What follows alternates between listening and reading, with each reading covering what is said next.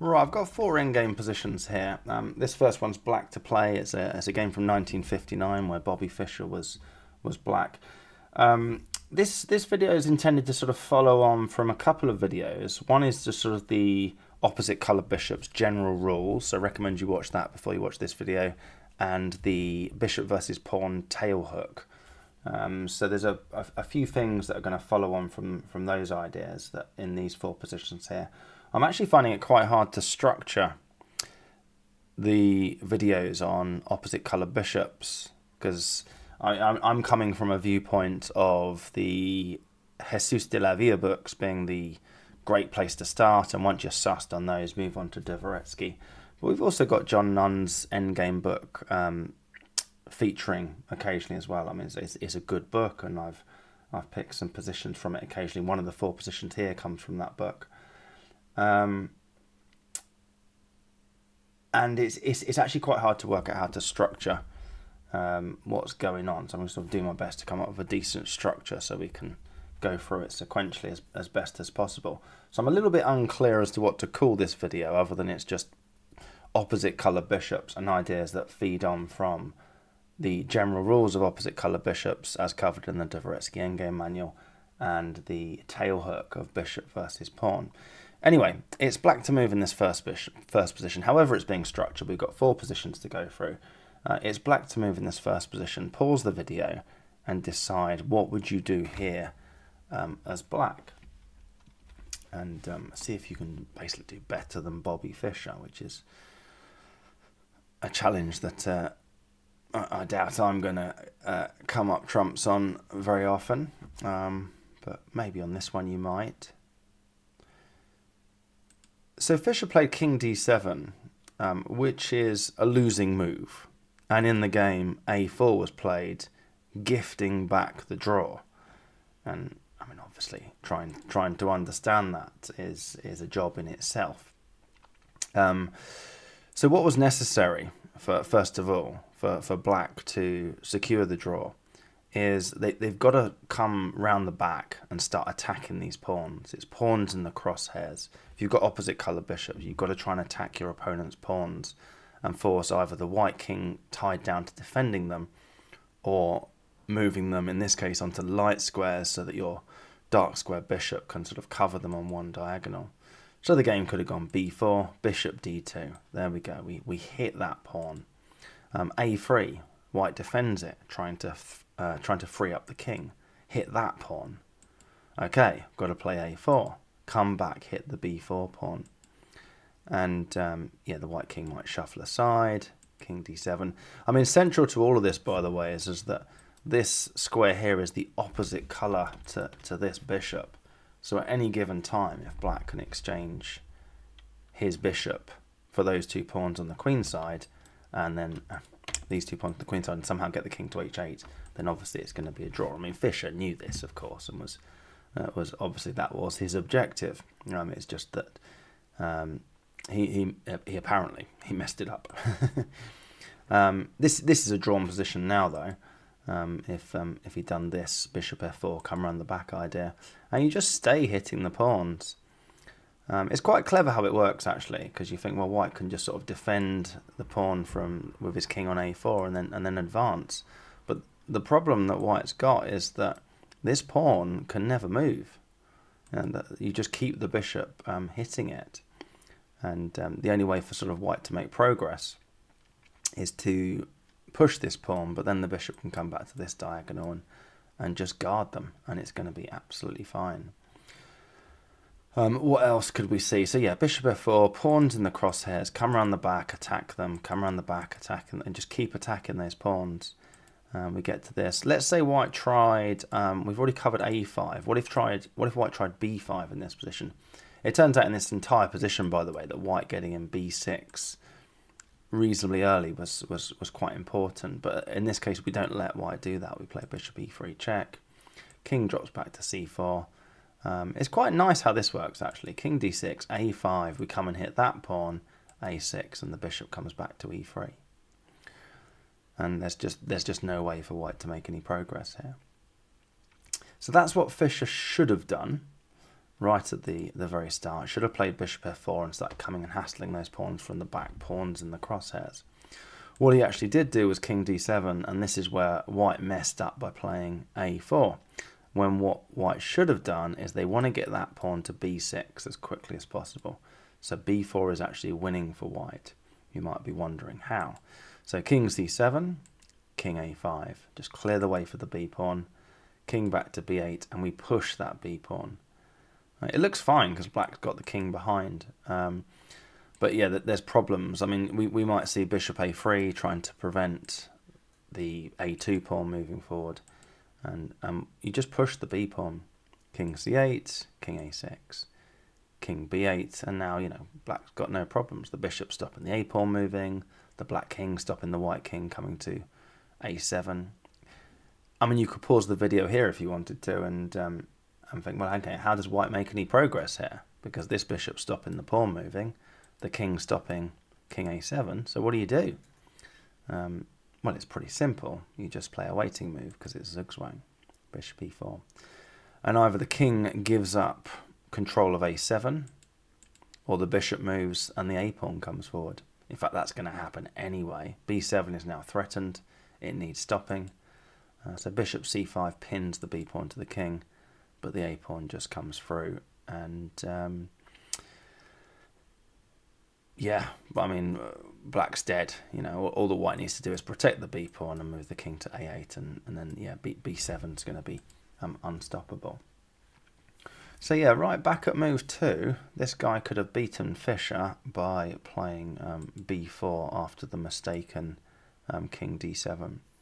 It's still instructive to watch what happens though. a4 gifts the draw back, king c7, and now Fischer plays it pretty well.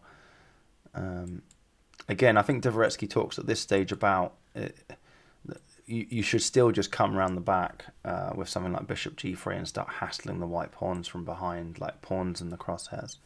But king c7 is fine. b4, king b8, a5, and yeah, getting the king to a7. King c4. Now the bishop comes to g3, and we get a similar sort of idea.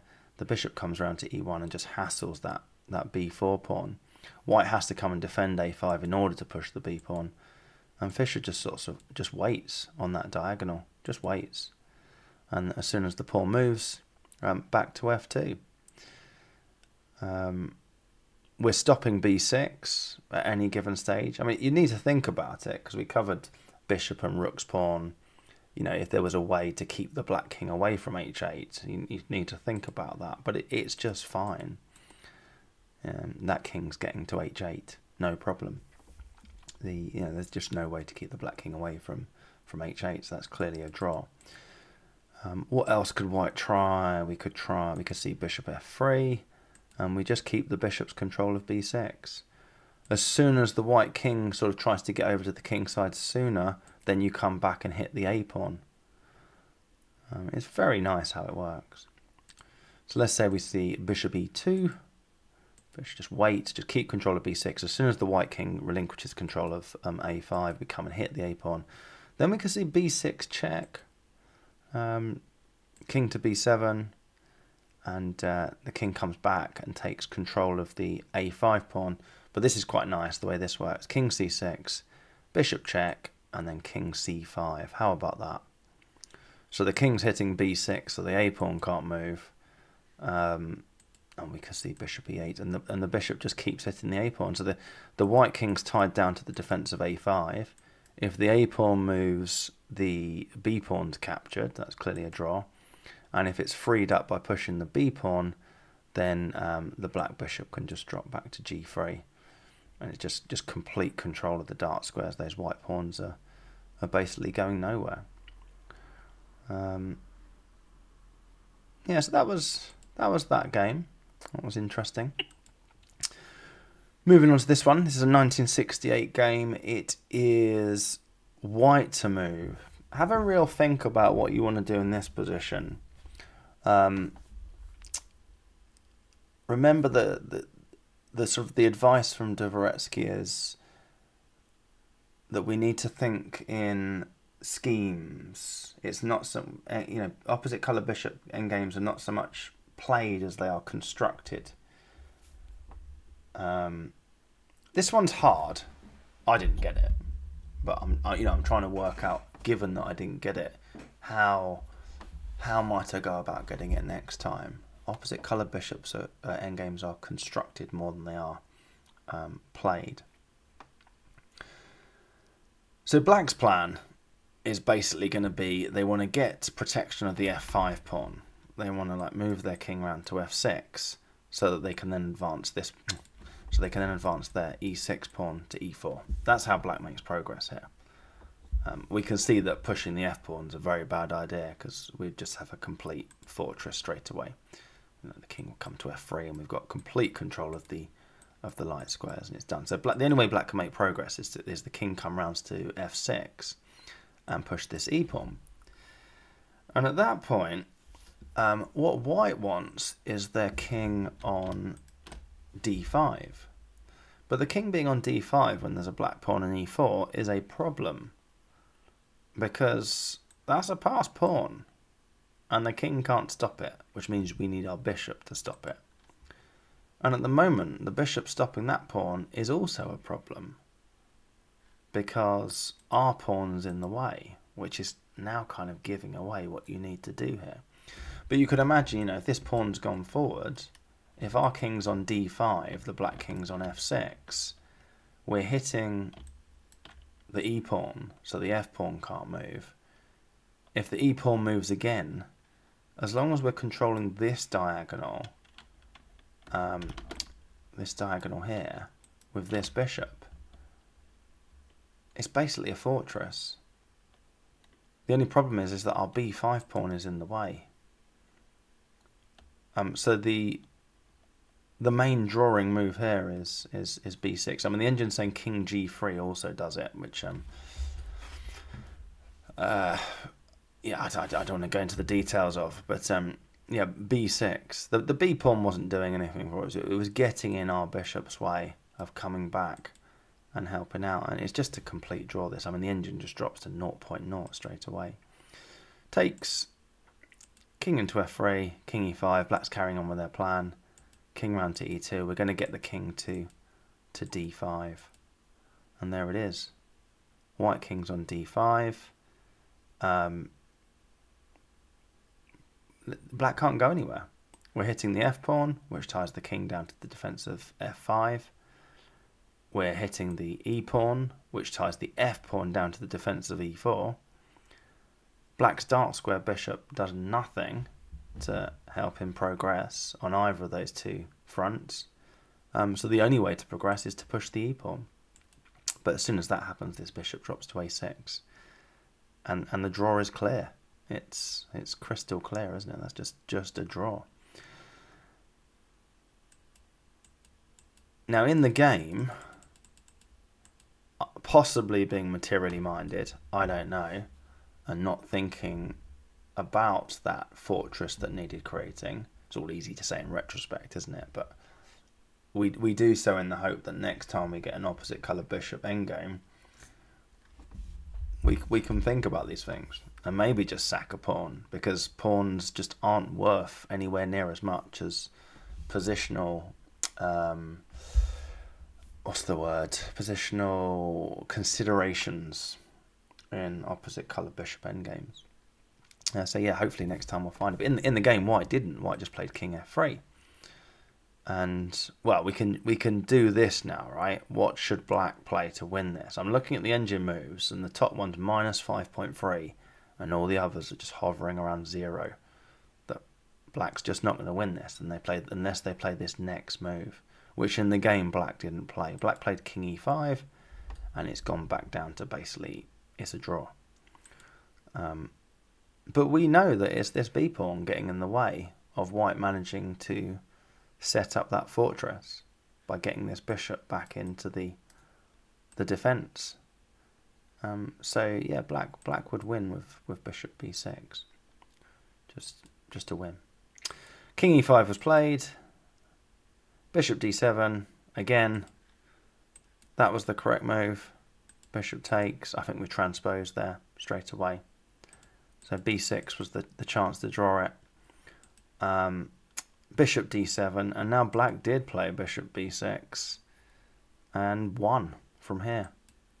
King went to e2, king to f6, and yeah, black went on to win that game. I'm on the engine saying minus 6.6.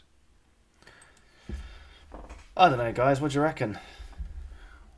You know, you've seen this position now, and it's a position out of a chess endgame book, a chess endgame book that's sort of got a reputation for being incredibly hard, and it's this idea of like, well, it's not helping me, is it? Because it's way beyond my ability and all that business. And it's like, maybe, or maybe we could get an opposite colour bishop endgame where we at least know we've got to think about what should we construct here rather than playing it. Pawns don't mean as much as positional considerations. Can we work out a fortress for this bishop and this king? Together we've got a pawn here on h3 to sort of set up some sort of fortress. And it's like, well, we've worked out. I'm just sort of talking to see, can we think of a way in which players of our level can dream of understanding these nuances. And a bit of me just thinks I might be in sort of cloud cuckoo land, thinking that I can understand this. And another bit of me thinks, well, it's possible, isn't it? Like, we can all see that f5 pawn can't move unless the black king gets there. And then this e-pawn's going to move. And then at that point, wouldn't it be nice to have our king on d5 with our bishop controlling that diagonal? Our b-pawn's in the way. I don't know.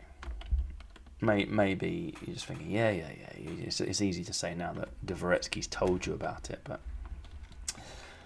who knows? I mean, it's either that or we just don't try anything, really.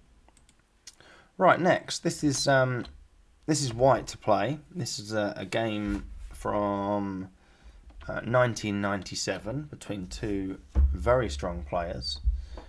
I'm looking down the list of top engine moves, and they're all just shouting out massive win for white. So you can't really pause the video and pick a wrong move here particularly. But pause the video and see if you can work out what move was played. Because I said I forget where I've said it in a previous video, but this idea that we've got opposite colour bishops here, white's 2 pawns up. But not here, but in other opposite colour bishop endgames, one thing both sides I think should be on the lookout for any given time is that, like, although we're 2 pawns up, we can't win this because we've got an opposite colour bishop, and that's the reason we can't win it. Well, if you got rid of your opposite colour bishop and grabbed another pawn en route, here we'd have 3 pawns for the bishop. There's no longer the drawing tendency of it being opposite colour bishops, and you're just looking at 3 pawns versus a bishop. So that's a tactic that can be used in opposite colour bishops endgames, and something the defending side should be on the lookout for. There's not much that black can do about it here. And yeah, this game is between Shirov and Topalov. I deliberately didn't say Shirov because he's reasonably famous for sacking bishops in opposite colour bishop endgames, and this was no exception. So it was quite nice to see bishop takes c5, and wasn't the best move, but it was a reasonably straightforward win after this. b4, king d6, and I mean, I think I'd at least have the confidence to play that, and no, I'm not going to be losing it anytime soon. But it's also actually a win. So Topalov gets the bishop round the back, pawns in the crosshairs, but I guess there's just too many of them, and Shirov just moves his king round, and just, I guess Dvoretsky would call this autopilot. c6, we're now threatening a7, so black has to play king b8. King into b6. This is just looking absolutely miserable. a7, king a8, king a6 was played, bishop back to f3. It's worth a try. Excuse me. c7, Topalov played bishop b7 check. And yeah, pause the video here actually and decide what you'd play as white. Because here you do actually have a chance to mess it up. So if you play king b6 here, you've just thrown away the win. Because black can just play bishop c8. King back to c5, and there's, yeah, I mean, white's actually going to have to be careful to draw this, which they can do here with h5. But king b6 would actually throw away the win at this stage. You have to play king a5, which doesn't look right, does it? Because you're giving away your a pawn.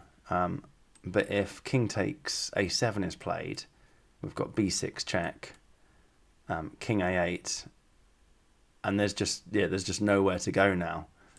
So king b5. I mean, what does black even play here? They've got to, well, bishop c8 is pretty much forced. King into c6, and yeah, the king's coming to d7, isn't it? So yeah, so Topalov didn't play king takes a7. He played bishop back to c8. b6 was played, and he resigned. Yeah, absolutely brilliant. One final position. This was a year later, 1998. Black to play. Pause the video. What would you play? So this is actually the same two players with colours reversed. And I think at the same tournament. I think they were both at the Linares tournament. And Topalov must have been mightily cheesed off by all of this. Because he's just lost to Shirov the year before with that bishop sacrifice. Possibly even regarded it as a bit showy-offy because Shirov didn't have to sack a bishop to win that particular game. But in this position, this is incredible, and this goes down as one of the best chess moves of all time. If you sort of just YouTube top 10 chess moves of all time, you'll find there's some chess commentators who've done it, and this gets in them. And the first time I saw this move, I was trying to work out, is there a universe in which I would have the ability to even think of such a move, even once I've seen it? And understanding it is, I mean, it's just a job to understand it, let alone think it up at the time. Just no one finds this move. It's the sort of move that you would think it was a study. So, that's just ridiculous. That's a study. No one's ever going to find that. This was a game. This was a game in 1998. White was Topalov, black was Shirov. The previous year, Shirov had sacrificed his bishop when he didn't need to in an opposite colour bishop endgame and won in very nice style. And now, the only way that black can win this is to sacrifice his bishop in the most incredible way. Bishop h3. It's astonishing. The idea is that black's trying to get the pants. Okay, opposite colour bishops, it's they're the drawing tendencies and so on. And actually, you're better off just with the pawns against the bishop. He sacked his bishop here just for a single tempo. He just wants a single tempo to get the king in, so that these two pawns become the pants, and the white bishop can't cope with them. But just understanding it is just crazy. Alright, you want to clear the f5 square for the king. So you didn't have to sacrifice the bishop for that, right? You could have just put it on g4 and then brought the king in. I'll come back to that. But let's see what this bishop h3 move did, first of all. In the game, it was taken. The black king came in and got to the e4 square before white could stop it. So the f6 pawn's gone as well. Then d4 was played, bishop back to e7. The king's in, and the bishop cannot stop these pawns. It was king back to c4, bishop back to e7, king b3, and Topalov resigned. You know, presumably extremely irritated that. Well, I mean, he must have just sort of given it a round of applause as well. This is one of the most incredible chess moves in the history of chess. That bishop h3. So yeah, bishop f6 attacks the pawn. It could have ended like this, by the way. He resigned already, so he saw all these. Be thinking, okay, why can't bishop play bishop f6? And then if the pawn moves, he's covering the a1 square. d3, king might come in. In fact, if the king comes into e3, that's curtains straight away because you can't even stop d2 straight away. What about king e1? I think we'd still see king c2, so the bishop's got to cover the d2 square. But then we have the other leg of the pants, or the leg of the trousers, I guess us Brits would say.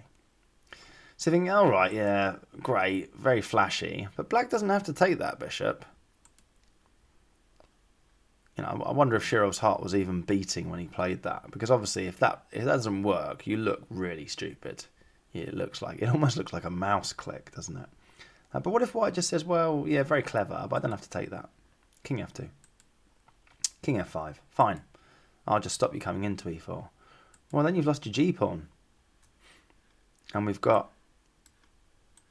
I don't know what the Brits or the Americans would call these. We've got pants all over the place. So that was pretty important as well. And in fact, that's the reason that bishop g4 doesn't work.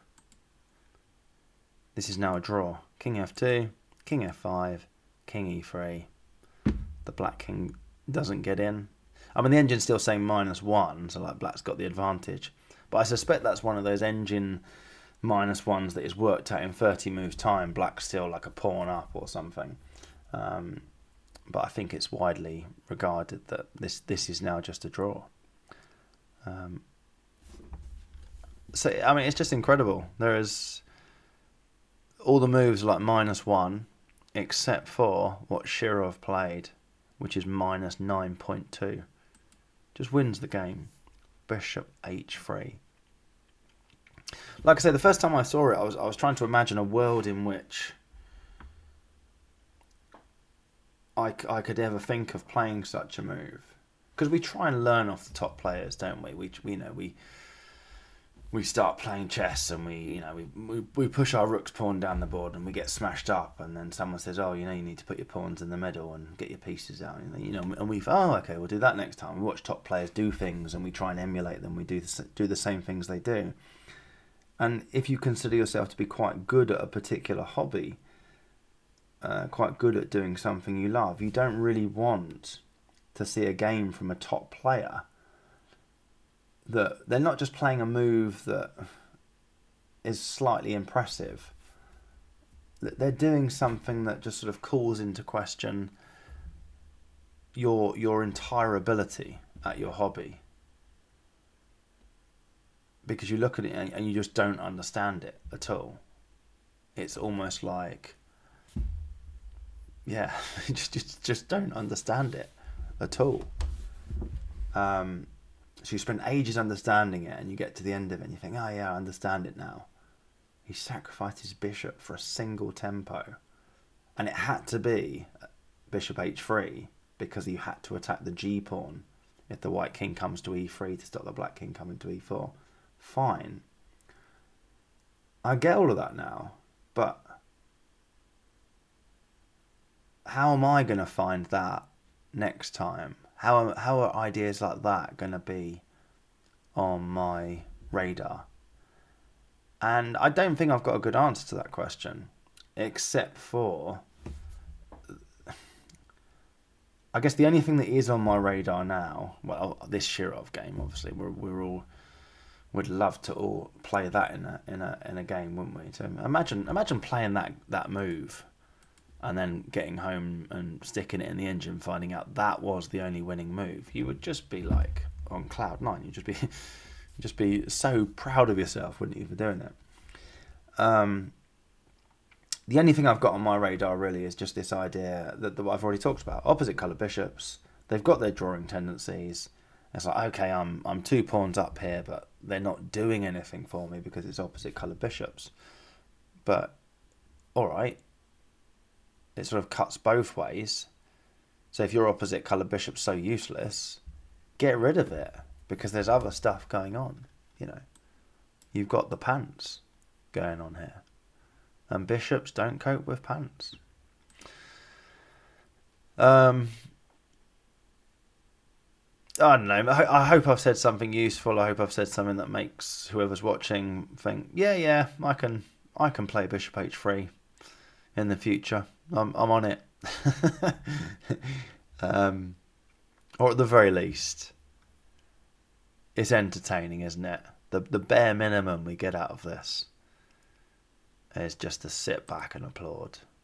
Bishop h3. The king comes in, and the bishop cannot cope with the pants. Let's leave it there.